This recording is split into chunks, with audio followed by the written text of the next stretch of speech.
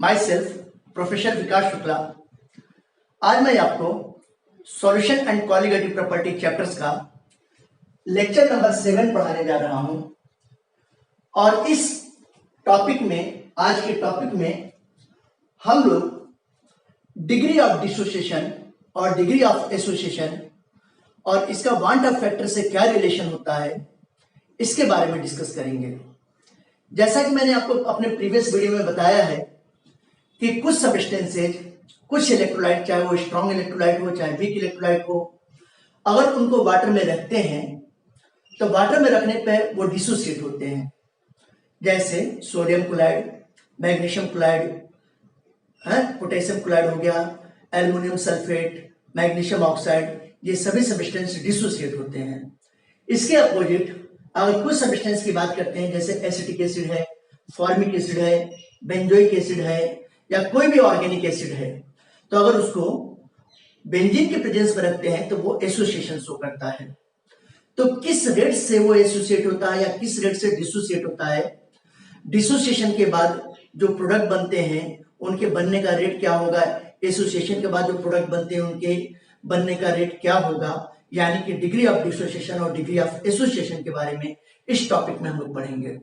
साथ ही साथ degree of dissociation और डिग्री ऑफ एसोसिएशन का वांट ऑफ फैक्टर से क्या रिलेशन होता है, इसके बारे में भी हम लोग पढ़ेंगे। आप देखो, सबसे पहले मैंने हेडिंग दिया हुआ है कि calculation of degree of dissociation और एसोसिएशन।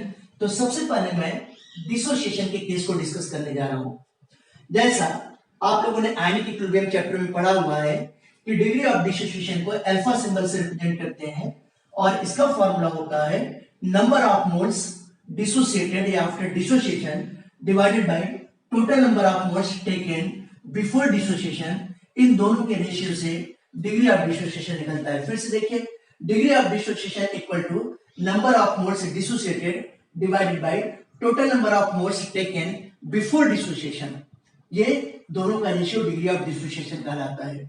अब अगर आप देखो, एक बात और मैं बताना चाहता हूं कि अगर स्ट्रॉन्ग इलेक्ट्रोलाइट है तो स्ट्रॉन्ग इलेक्ट्रोलाइट के केस में डिग्री ऑफ डिसोसिएशन की वैल्यू हमेशा 1 होती है, क्योंकि कंप्लीटली ऑलमोस्ट डिसोसिएट होता है। ठीक है ना। तो डिग्री ऑफ डिसोसिएशन या डिग्री ऑफ एसोसिएशन वर्ड खास तौर से वीक इलेक्ट्रोलाइट के लिए होगा, जहां पर रिएक्टेंट सब्सटेंस 100% डिसोसिएट या एसोसिएट नहीं हो पाता है। अगर आप यहां पे देखो तो van't Hoff factor I equal to 1 plus n minus 1 into alpha divided by 1, ये फॉर्मूला आ रहा है। यहाँ पे I क्या है, वांट ऑफ फैक्टर है, 1 एक डिजिट है, n क्या है, n is the number of moles of substances produced after dissociation. Dissociation के बाद जितने भी मोल्स प्रोड्यूस होते हैं वो n कहलाता है। जैसे डिसोसिएशन के बाद का मतलब क्या हुआ, अगर NaCl को मैं वाटर में डिसॉल्व करता हूं तो एक Na प्लस और एक Cl माइनस बनता है, या एक मोल Na प्लस और एक मोल Cl माइनस बनता है।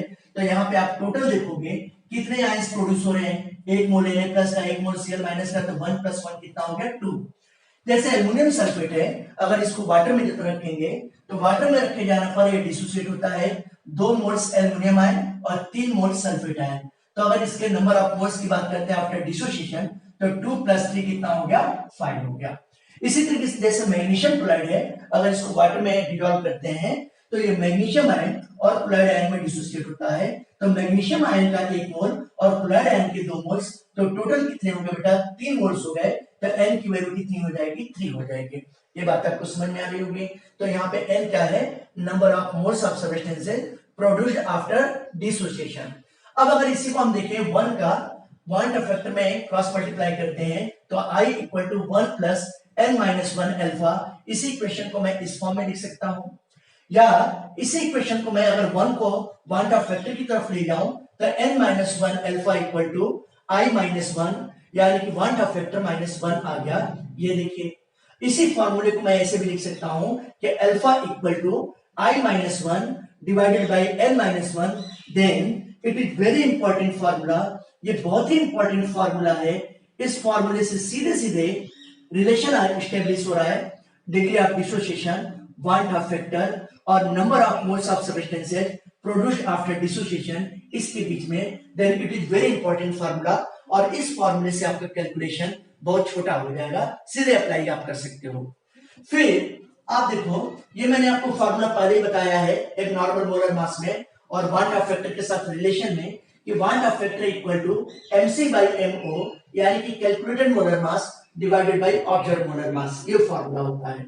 या अगर आप यहीं पे देखो तो van't Hoff factor I equal to mc minus mo divided by mo n minus 1, यहाँ पे mc calculated molar mass, mo observe molar mass, n क्या है, number of moles of substances produced after dissociation. अब यहाँ पे mc minus mo क्या है बेटा, जब भी डिसोसिएशन का केस होता है तो डिसोसिएशन के केस में कैलकुलेटेड मोलर मास की वैल्यू हमेशा अधिक होती है, और ऑब्जर्व मोलर मास, जिसको एब्नॉर्मल मोलर मास कहते हैं, उसकी वैल्यू कम होती है। तो हमेशा हायर वैल्यू में से लोअर वैल्यू जो है सब्ट्रैक्ट होता है। जैसे अगर मैं एग्जांपल के तौर पे आपको बताना चाहूं तो ये NaCl है, अगर ये डिसोसिएट होता है इससे Na+ और Cl- बनता है।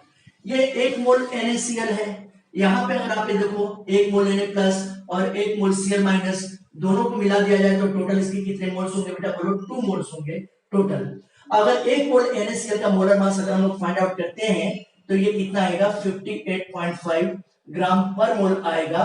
कैसे, सोडियम का 23 और क्लोरीन का 35.5, तो 23 प्लस 35.5 कितना हो गया, 58.5 आया। तो ये जो 58.5 आ गया है ये कहलाता है कैलकुलेटेड मोलर मास कहेंगे, इसको सिंबल mc से रिप्रेजेंट करेंगे, या नॉर्मल मोलर मास, या इसी को ट्रू मोलर मास कहते हैं। बात आगे समझ में। इसी तरीके से तो बेटा अगर हम लोग यहाँ पे देखें तो इसका 2 मोल्स है, तो अगर हम लोग इसके 1 मोल का इसके 1 मोल से कंपेयर करते हैं, अगर इसका भी मैं 1 मोल लूं तो ऐसी कंडीशन में कितना हो जाएगा, ये 58.5 डिवाइडेड बाई 2, ये 2 इधर आ जाएगा, तो अगर आप करते हो तो ये 29.25 ग्राम पर मोल आ गया। यानी कि ये जो 29.25 आया है ये कहलाता है ऑब्जर्व मोलर मास कहलाता है, या इसी को कहते हैं एबनॉर्मल मोलर मास कहते हैं। ये बातें आपको समझ में आ गई होंगी, ठीक है, समझ में आ रहा है। तो आपने क्या देखा कि डिसोसिएशन के केस में कैलकुलेटेड मोलर मास की वैल्यू हमेशा अधिक होती है, हायर होती है, जबकि ऑब्जर्व मोलर मास या एबनॉर्मल मोलर मास की वैल्यू इसके कंपेयर में कम होती है। तो ग्रेटर वैल्यू में से लेसर वैल्यू सब्ट्रैक्ट होता है, इस बात को आप ध्यान रखना, याद करने का तरीका है ना, डिवाइडेड बाय mo n-1। यहाँ पे मैंने सारा सिंबल लिखा हुआ है कि अल्फा क्या है, it is the degree of dissociation, mc क्या है, कैलकुलेटेड या नॉर्मल या ट्रू मोलर मास कर सकते हैं, mo क्या है, ऑब्जर्व या एक्सपेरिमेंटली ऑब्जर्व कर सकते हैं, या एबनॉर्मल मोलर मास कर सकते हैं, n क्या है, नंबर ऑफ मोल्स या नंबर ऑफ आयंस या moles of ions produced after dissociation, dissociation के बाद किसी सब्सटेंस के कितने मोल्स प्रोड्यूस हो रहे हैं, कितने आयंस प्रोड्यूस हो रहे हैं टोटल, वही क्या कहलाता है बेटा, n कहलाता है, ठीक है ना। जैसे मैंने आपको बताया कि NaCl के केस में 2 आयन टोटल प्रोड्यूस हो रहे हैं, तो n की वैल्यू 2 हो गया।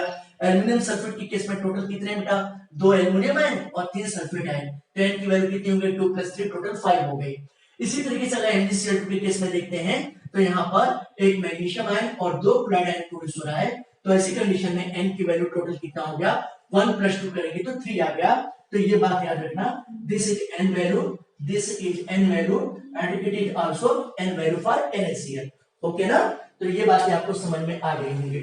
इसी तरीके से अब मैं आपको डिग्री ऑफ एसोसिएशन का केस पढ़ाऊंगा। डिग्री ऑफ एसोसिएशन में भी यहाँ पर हम लोग डिग्री ऑफ एसोसिएशन का फॉर्मूला पढ़ेंगे, उसका वांट ऑफ फैक्टर के साथ रिलेशन देखेंगे, ठीक है ना, और ऐसे फॉर्मूले जो तो देखेंगे जिससे कैलकुलेशन आसान होगा। एक बात मैं आपको और बताने जा रहा हूं कि ये फॉर्मूला भी बहुत इंपॉर्टेंट फॉर्मूला है, और इस फॉर्मूले को अप्लाई करके आप अपने कैलकुलेशन के लेंथ को 4 से लेकर 5 स्टेप कम से कम कर सकते हो। कम से कम जो है आप 4 से 5 स्टेप में कम अपने न्यूमेरिकल को सॉल्व कर सकते हो। Then it is very very important formula for degree of dissociation, ठीक है ना, relation between van't Hoff factor, ठीक है, आया समझ में। तो ये सारी बातें आप ध्यान रखेंगे।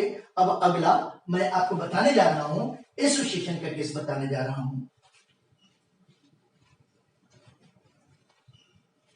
अब स्टूडेंट्स हम लोग एसोसिएशन का केस पढ़ेंगे और एसोसिएशन में डिग्री ऑफ एसोसिएशन के बारे में पढ़ेंगे। जिस तरीके से डिग्री ऑफ डिसोसिएशन को सिंबल अल्फा से रिप्रेजेंट करते हैं, उसी तरीके से डिग्री ऑफ एसोसिएशन को भी सिंबल अल्फा से ही रिप्रेजेंट करते हैं। इसका भी फॉर्मूला बिल्कुल सिमिलर है, बस जहाँ पर डिसोसिएटेड था उसकी जगह एसोसिएटेड आ गया और जहाँ पे डिसोसिएशन था उसकी जगह एसोसिएशन आ गया।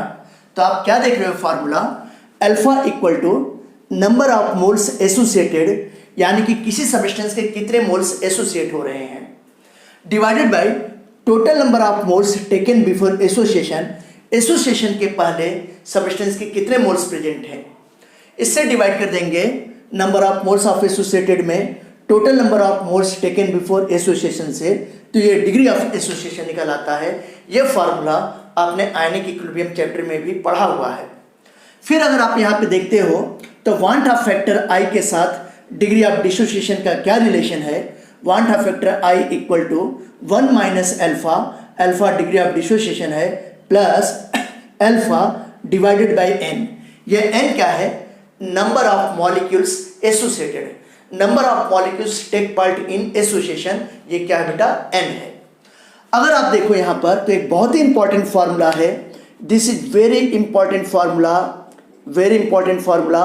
और ये फार्मूला इस हिसाब से बहुत इंपॉर्टेंट है कि जब क्वेश्चन में पूछा जाता है डिग्री ऑफ एसोसिएशन कैलकुलेट करने के लिए या परसेंटेज ऑफ एसोसिएशन कैलकुलेट करने के लिए, तब ये फार्मूला आप सीधे सीधे अप्लाई कर सकते हो और इस फार्मूले से आपके कैलकुलेशन की लेंथ कम से कम 5 स्टेप कम हो जाती है। ये formula alpha equal to MO minus MC divided by MO into N divided by N minus 1। तो यहाँ पर ये देखिए अल्फा क्या है, डिग्री ऑफ एसोसिएशन, MO क्या है, इसको ऑब्जर्व या एबनॉर्मल मोलर मास कहते हैं, MC क्या है बेटा, ये कैलकुलेटेड या नॉर्मल या ट्रू मोलर मास कहलाता है, और N क्या है, number of molecules associated, association की प्रोसेस में जितने मॉलिक्यूल्स पार्टिसिपेट करेंगे वो N की वैल्यू होगी। जैसे अगर एग्जांपल के तौर पे मैं बताऊं, ये एसिटिक एसिड है, बेंजीन के प्रेजेंस में ये डाइमर का फॉर्मेशन करेगा, तो इसके 2 मॉलिक्यूल एसोसिएशन में पार्टिसिपेट कर रहे हैं, तो यहाँ पे N की वैल्यू कितनी होगी, 2, क्योंकि 2 मॉलिक्यूल्स हैं। इसी तरीके से बेंजोइक एसिड के 2 मॉलिक्यूल्स बेंजीन के प्रेजेंस में बेंजोइक एसिड के डाइमर का फॉर्मेशन करते हैं, तो यहाँ पे 2 मॉलिक्यूल पार्टिसिपेट कर रहे हैं, N की वैल्यू कितनी हो जाएगी बेटा, 2 हो जाएगी। ठीक है ना। आपने डिसोसिएशन के केस में देखा था कि वहां पर मैंने degree of dissociation equal to MC minus MO लिखा था। क्यों लिखा था, क्योंकि कैलकुलेटेड मोलर मास की वैल्यू हायर होती है as compare to observe molar mass. लेकिन यहाँ पे क्या लिखा है, MO माइनस MC। क्यों लिखा है, क्योंकि ऑब्जर्व मोलर मास की वैल्यू ग्रेटर होती है कैलकुलेटेड मोलर मास से, तो हमेशा ग्रेटर वैल्यू से लेसर वैल्यू को सब्ट्रैक्ट करते हैं। जैसे अगर आप देखो ये एसिटिक एसिड मॉलिक्यूल डाइमर बना रहा है, यहाँ पर अगर इसके 1 मोल का इसके 1 मोल से कंपेयर करते हैं तो 1 मोल का मोलर मास कितना आएगा, 60 ग्राम पर मोल। ये कैलकुलेटेड मोलर मास कहलाएगा, नॉर्मल मोलर मास कहलाएगा। और यहाँ पर अगर आप इसके 1 मोल का निकालते हो तो 60 इंटू 2 करोगे तो कितना आएगा, 120। देखो इससे डबल आ गया, हायर आ गया वैल्यू। इसको ऑब्जर्व मोलर मास कहते हैं या एबनॉर्मल मोलर मास कहेंगे या एक्सपेरिमेंटली ऑब्जर्व मोलर मास कहेंगे। तो इस तरीके से आपको समझ में आ गया होगा कि alpha equal to MO minus MC मैंने क्यों किया, ऑब्जर्व मोलर मास में से कैलकुलेटेड मोलर मास को क्यों सब्ट्रैक्ट किया, and it is very very important formula. ठीक है ना। इस फार्मूले से हम लोग degree of dissociation degree of association निकाल सकते हैं, हम लोग परसेंटेज ऑफ एसोसिएशन कैलकुलेट कर सकते हैं। ठीक है ना। अगर परसेंटेज ऑफ एसोसिएशन निकल गया और किसी क्वेश्चन में पूछा गया, न्यूमेरिकल में पूछा गया कि आप फाइंड आउट करो कि कितना सब्सटेंस एसोसिएट नहीं हो रहा है, तो 100 में से माइनस परसेंटेज ऑफ एसोसिएशन को सब्ट्रैक्ट कर देंगे तो पता चल जाएगा कि कितना सब्सटेंस एसोसिएट नहीं हो पा रहा है। तो ये इस फॉर्मूले का इंपॉर्टेंस है। अब इसके बाद मैं आपको नोट के कुछ इंपॉर्टेंट पॉइंट बताने जा रहा हूं और इन नोट के इंपॉर्टेंट पॉइंट को आप देखिएगा। अब मैं आपको नोट के कुछ इंपॉर्टेंट पॉइंट बताने जा रहा हूं। यहां पे आप देखोगे कि मैंने नोट के 3 पॉइंट लिखा है, 1 2 3 पॉइंट्स, और तीनों पॉइंट न्यूमेरिकल कैलकुलेशन के लिए बहुत इंपॉर्टेंट कॉन्सेप्ट है, इसलिए आप इसको बहुत ध्यान से समझना। बेटा जब डिसोसिएशन का केस होता है तो डिसोसिएशन के केस में वांट ऑफ फैक्टर की वैल्यू आई की वैल्यू हमेशा ग्रेटर देन 1 होती है। क्यों? क्योंकि कोई एक मॉलिक्यूल सॉल्यूट का है वो कम से कम 2 मॉलिक्यूल बनाएगा, तो वांट ऑफ फैक्टर की वैल्यू ऑलवेज ग्रेटर देन 1 होगी। तो ये मैंने लिखा है कि डिसोसिएशन के केस में want Hoff factor I is greater than 1, जबकि जब एसोसिएशन का केस होता है तो एसोसिएशन के केस में 2 मॉलिक्यूल, 3 मॉलिक्यूल, 4 मॉलिक्यूल मिलकर एक सिंगल मॉलिक्यूल का फॉर्मेशन करते हैं। तो एसोसिएशन के केस में नंबर ऑफ मॉलिक्यूल डिक्रीज होता है बेटा। जब नंबर ऑफ मॉलिक्यूल डिक्रीज होता है तो वांट ऑफ फैक्टर की वैल्यू ऑलवेज लेसर देन 1 होगी, 1 से कम। 0.9 के टर्म में, 0.8 के टर्म में, 0.7 के टर्म में, इस तरीके से होगा। तो यहाँ पे आप देखो एसोसिएशन के केस में मैंने लिखा है कि आई की वैल्यू लेसर देन 1, और डिसोसिएशन के केस में आई की वैल्यू ग्रेटर देन 1 का मतलब क्या हुआ कि 1 से अधिक होगी, चाहे वो 1.02 हो, 1.04 हो जाए, या 1.4 हो जाए, 1.5 हो जाए, लेकिन ऑलवेज ग्रेटर देन 1 ही होगा। चाहे 1 से थोड़ी सी ज़्यादा हो लेकिन ज़्यादा होगा, हमेशा याद रखना। फिर देखो बेटा दूसरा इंपॉर्टेंट पॉइंट कि अगर किसी क्वेश्चन में, किसी न्यूमेरिकल में कहा गया है कि 100% डिसोसिएशन हो रहा है किसी सॉल्यूट का, या क्वेश्चन का लैंग्वेज है कि ऑलमोस्ट डिसोसिएशन हो रहा है या कंप्लीट डिसोसिएशन हो रहा है, तो ऐसे कंडीशन में वांट ऑफ फैक्टर की वैल्यू डिसोसिएशन के बाद कितने आयंस प्रोड्यूस होते हैं, 2 आयंस, 3 आयंस, 4 आयंस, कितने आयंस के मॉलिक्यूल प्रोड्यूस होते हैं, कितने आयंस प्रोड्यूस होते हैं, उस पर डिपेंड करेगा। जैसे ये देखिए मैंने लिखा है कि वांट ऑफ फैक्टर आई की value depends on number of ions produce from 1 molecule of solute. जैसे NaCl है तो NaCl का एक मॉलिक्यूल डिसोसिएट होगा तो एक Na प्लस एक Cl माइनस, यानी कि टोटल 2 आयन प्रोड्यूस हो रहा है, तो वांट ऑफ फैक्टर की वैल्यू इसके लिए कितनी हो जाएगी बेटा? 2 हो जाएगी। जैसे एल्युमिनियम सल्फेट है, इसका molecular formula Al2SO4 whole thrice होता है। अब अगर इसको डिसोसिएट करते हैं तो 2 मोल्स एल्युमिनियम आयन और 3 मोल्स सल्फेट आयन, यानी कि टोटल आप देखोगे तो 2 + 3 कितना हो गया? 5। तो वांट ऑफ फैक्टर की वैल्यू कितनी होगी? 5 होगी। लेकिन ये तभी अप्लाई होगा जब किसी क्वेश्चन में दिया है कि कंप्लीट डिसोसिएशन हो रहा है, 100% डिसोसिएशन हो रहा है, या ऑलमोस्ट डिसोसिएशन, इस तरीके की वर्डिंग का यूज किया गया है, तब ऐसा आप करोगे।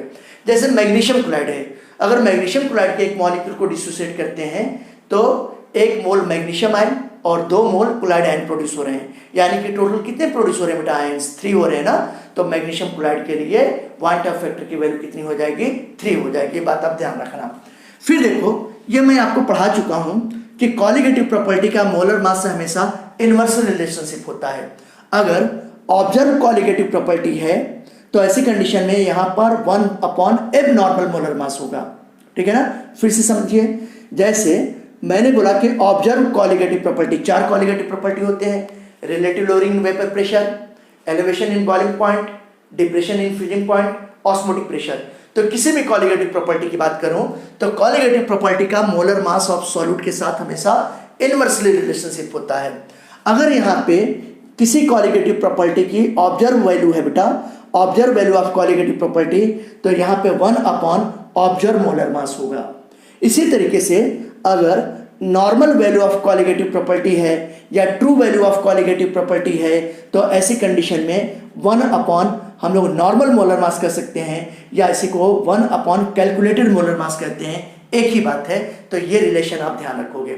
इस रिलेशन के बेस पर मैंने 2 पॉइंट बताया है, A और B। ये 2 पॉइंट मैंने बताया है। क्या बताया बेटा? पहली बात आप ध्यान देना, अगर ऑब्जर्व कॉलीगेटिव प्रॉपर्टी की वैल्यू कैलकुलेटेड वैल्यू से कम है और सेम कॉलीगेटिव प्रॉपर्टी का मतलब जो तक क्या हुआ, इसका मतलब ये वैल्यू है ऑब्जर्व वैल्यू। ये मैं वैल्यू लिख देता हूं, ये ऑब्जर्व वैल्यू है।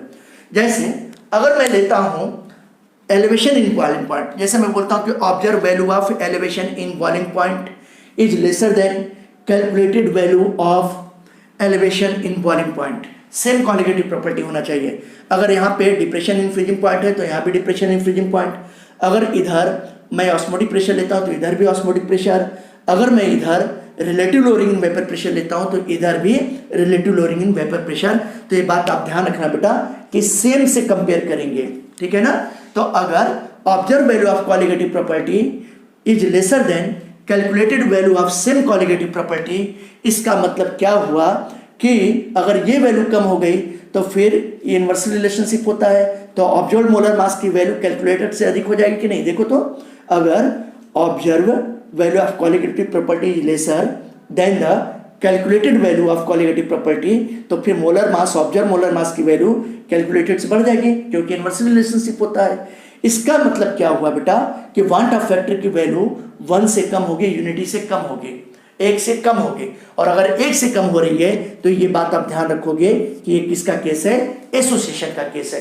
इतनी बातें समझ में आ रही है। देखो हम लोगों ने कोलिगेटिव प्रॉपर्टी को कंपेयर किया, इसकी बेस पर हमको मोलर मास का रिलेशन समझ में आ गया कि कौन सा मोलर मास ज्यादा होगा, कौन सा कम होगा, तो वांट ऑफ फैक्टर समझ में आ गया। अब ये समझ में आया कि कौन सी प्रोसेस होगी भाई, तो एसोसिएशन की प्रोसेस हो रही है। और अगर इसके ठीक कंट्रास्टिंग प्रोसेस लेते हैं, दूसरा पॉइंट मैंने लिखा है कि अगर observe value of colligative property is greater than calculated value of same colligative property, same colligative property बेटा ये बात ध्यान रखना।